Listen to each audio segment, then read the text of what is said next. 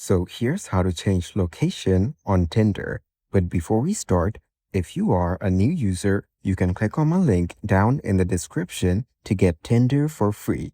Starting off, let's head over to the Tinder application. Once you're here, you need to go to Profile on the bottom right corner. So let's tap on Profile. From here, you will see an option that says Complete Profile or Edit Profile. On this page, scroll down until you find the section that says Living In. Then tap on it. Here, you can search for any city or location and select from the options. After that, just tap on Done on the top right corner. Then, your Tinder location will be changed. This way, you can change your Tinder location to any location that you want. And that's it.